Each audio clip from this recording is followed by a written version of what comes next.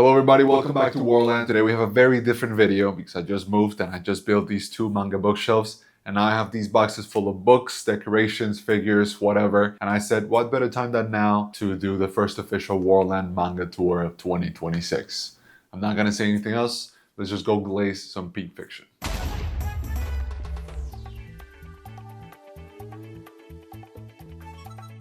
All right, so basically what I want to do is just go through these books and kind of talk about the series I have over here a little bit. I also wanted to say, don't expect some deep cut, obscure manga in here, even though I would love to own some. I don't at the moment. I have very basic manga, which is still okay, and I just wanted to show you guys. I will start with the first two main series in my shelves, which are, first and foremost, Berserk. If you haven't read Berserk already, I don't know if it's a good or a bad thing. Honestly, Berserk is something hard to read that sometimes I don't even enjoy reading because it makes me feel so bad. But the story is so well written and the world is so interesting, even though it's really tough and really depressing. But I think it is truly a masterpiece, for better or worse. Kentaro Miura had a real knack for drawing really gruesome stuff, and every arc that I'm reading gets even worse. If you have read it, then I will let you know that I am around the part where they're fighting the trolls. They're like around the end of that fight. There's some really gruesome stuff that happens in the troll cave that makes me reconsider every time, why am I reading this? Why am I paying for these thick ass, expensive ass books? Every time I put down a Berserk book, I don't feel good about myself, but I always want to pick up the next one. So I think that says a lot about this series. So just in case you were wondering, because some people have asked me on Instagram, these shelves are called Billy on IKEA. They weren't as expensive as others that I saw. And I also got these book holders from Amazon. They were like $9 for 4 pieces, and that to me sounds a little expensive, but hopefully it will help us make a really aesthetic look, you know, because it's a fucking LARPer bookshelves. Okay, now Berserk is up and we continue with the next big piece of my collection, which is One Piece. A lot of you guys may not know this because I am mostly a JoJo creator nowadays, but One Piece is arguably my favorite series. And when I started this channel, I started making videos. It was going to be about One Piece, and then I watched JoJo's and it kind of just changed my life. So I think JoJo's and One Piece are pretty much tied there for me. But I do own a lot of One Piece. I don't own the entirety of it. I was very stupid when I first started buying manga. I'm sure a lot of you guys went through this as well. I was buying the latest manga volumes that were available, which was Wano, like 90 and upwards. And then I made it all the way down to Punk Hazard, buying volume by volume, which is so stupid because they have box sets, but I didn't know box sets were a thing when I started buying manga so many years ago. So I have One Piece from Punk Hazard to Wano, and then I also got the first box set, which includes Romance Dawn all the way to Alabasta. Something that I will say about One Piece is that since it's so huge, it's ridiculously huge, you will get every single kind of person in this fan base, and that can be great. That can be great because you can meet some really interesting people that love One Piece, but then it can also lead to some really nasty stuff.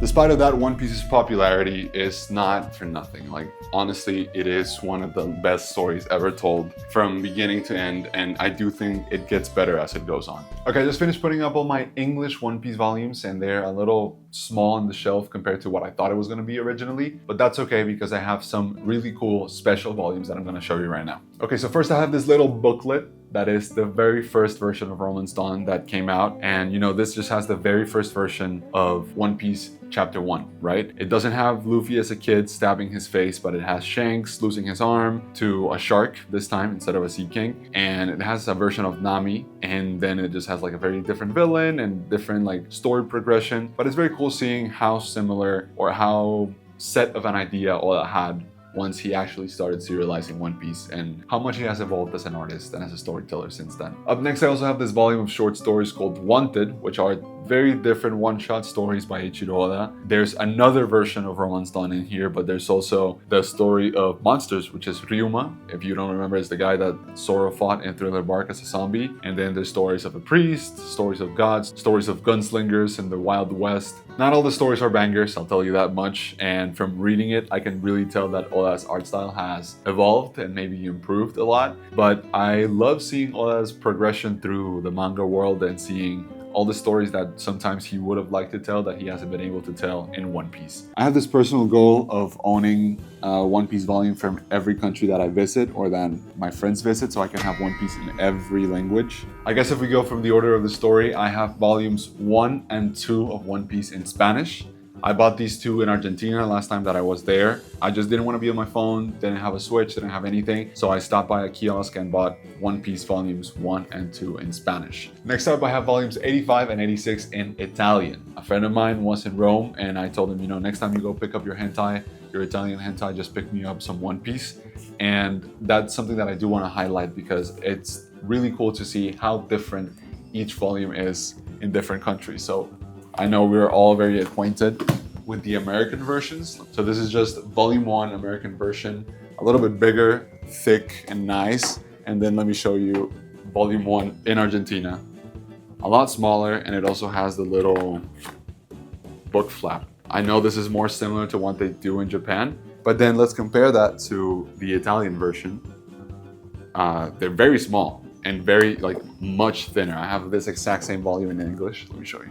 Look at it side by side in English and Italian. And you know, those little stupid things I think are really cool to see how each editorial or each country does manga. And that's why I do want to collect One Piece from every country.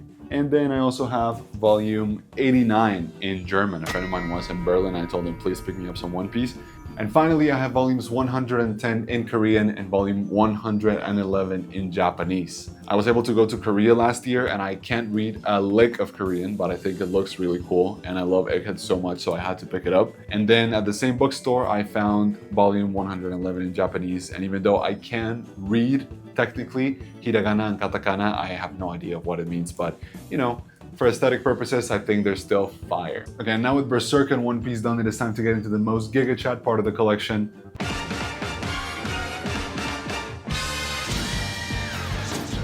This is volume 1 of part 5, Golden Wind, that I also picked up in Argentina 1 year before for the holidays.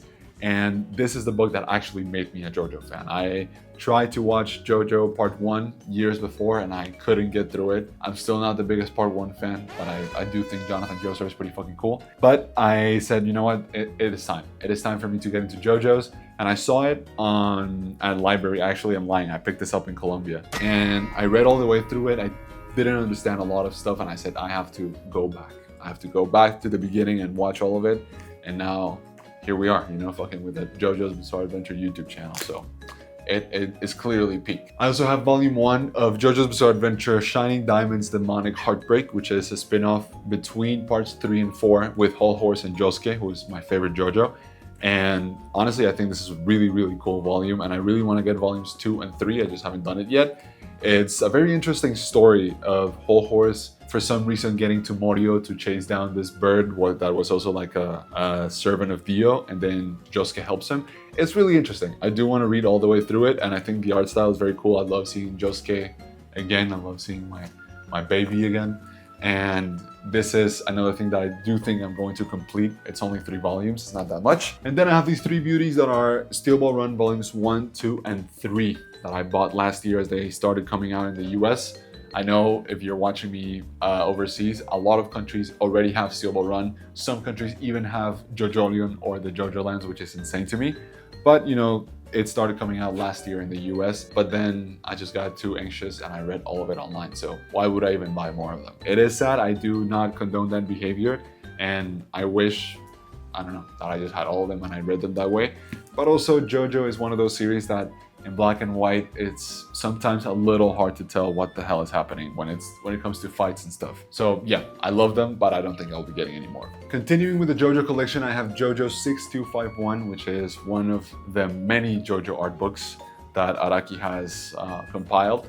And it's just beautiful, it's just gorgeous. Araki is arguably one of the best mangaka when it comes to style and just taste. I think he's fucking impeccable.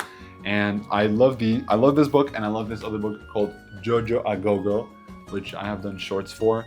And again, it's another art book, just a little bit bigger, a little bit nicer, and it comes with really, really cool pieces from parts 1 through 5. And then it has an amazing bonus Jolene illustration at the very last page, which I love. I'll take a quick second to mention that if you want some of these books or some other really cool stuff that I'm giving away, you need to be an absolute Giga Chat and follow Warland.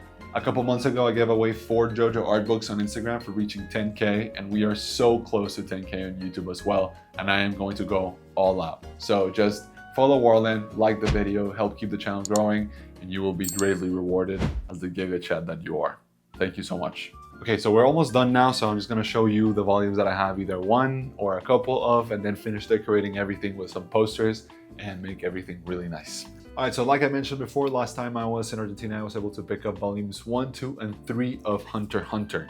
I always wanted to watch Hunter x Hunter, and I don't know why I never did it before, but this was my introduction to it. I picked it up, read it on the plane, and was immediately hooked. Togashi is a mastermind of power systems. I think then, even though I don't remember a lot of it right now because that was like more than a year ago, I remember the system being so well explained and so complex and so beautiful, how everything just worked together. And I really want to be caught up with the manga because I just watched the anime and ended there, but I really want to see what's up with the Dark Continent and everything that follows. And then we have volume 1 of Akira. Akira is a movie that I really love, and I really wanted to read the manga just to explore the story a little bit deeper, because the movie, even though it's beautiful, I think it's a little confusing the first time you watch it. And I only got the first volume because at the moment I couldn't buy all of the 5, I think it's 5 or 6, but now I think I should just commit to it now that I have the space and really go through this beautiful story. And finally, we have 2 volumes by the same author. Volume 1 of Slam Dunk and Volume 1 of Vagabond by Takehiko Inoue. Slam Dunk is one of the best sports manga to ever exist. We all know that, I think, even if you haven't read it or watched it. I bought the first volume just to pick it up to see how I would like it. I think that's something that I tend to do a lot from what we have seen, just buy the first volume and then keep consuming the series in a different fashion. And I really liked it. And then I read the first 5 volumes, I want to say, online, and I just put it on a hiatus because, I don't know, some other things caught my attention a little bit more, but I do like Slam Dunk a lot. And then volume 1 of Vagabond really captured me. This story, I mean, I know it's like very LARPer behavior to be like, oh my god, Vagabond changed my life, but this story is actually insane. And I don't know if it's the story as much as the way it's told, or the art style, or just the aura that comes out of this fucking manga is amazing. And right now I am in chapter 120, I think. I'm reading it online. But if you have a chance to read Vagabond, please do, because it's amazing. And before putting everything together, I do want to go through some of the decorations real quick. So like I said before, we have the Warland helmet. I have this really cool poster that came with the first box set, and I think is the color spread that Oda did for volume 100 of One Piece, which is really cool. I have this desk pad of Steel Ball Run, and I love how it looks, but it's unfortunately a little uncomfortable to have it on my desk, so I'm just gonna put it as decoration. I have Luffy's bounty poster. There's gonna be a spoiler if you're not caught up with One Piece, I guess. And then I also have this Akira poster. Very iconic, very classic. We have the mandatory Cowboy Bebop poster that I think I'm gonna put right in the middle of the shelves. And finally, I have this really cool gift that I don't know if I've ever shown you on a video, but this is something that a really cool company sent me one time. And it is actually Zoro's Wado Ichimonji. And it actually cuts. Yeah, well, it cuts. So let's put everything together. I finished decorating it. As you can see, it's very beautiful, but I'm gonna give you a quick tour just to let you guys know where everything is, okay? So here on top, we have the 2 One Piece posters. And my original idea is to have some plants over here, both like here in the middle and here as well on top. Like I said before, I have some Jotaro, Dio, and Iggy figures coming, so I'll be spreading those between this shelf and the JoJo shelf. One Piece, 1 through 23, One Piece 65 to 100, miscellaneous stuff, International, One Piece, and Sanji, and Shanks is right here. Then we have the sword, Akira poster. Oh yeah, the mandatory Cowboy Bebop poster, which I'm struggling a little bit because with the light, there's a lot of glare. So I'm gonna see how I'm gonna deal with that later for other videos, but for now it's okay. Jojo here, Jotaro and Dio will be placed on top of Jojo Gogo, Berserk, and Hunter x Hunter and Akira. So I'm not showing you anything under these two, and you don't even see it on the frame because they're empty, and that's okay because that just means that I have to get more manga to fill them up, which is, you know, so sad, such a sacrifice. If you're watching at this point, then I really thank you because you may be the reason why I get to buy more manga. So thank you again. I love you guys. This is all that I wanted to show. I wanted to give a quick tour and a quick, like, I don't know, decoration video. I'm just really happy that we finally got these things. All this time that I've been making videos, it was in the old apartment with a really suboptimal background, and now I'm really excited to shoot more stuff in here and just to make the apartment more beautiful. Thank you so much for watching. I love you guys. Don't forget to follow Warland on Instagram and YouTube and, you know, TikTok if you want. And I'll see you guys in the next video. Bye bye. Get back, Jojo!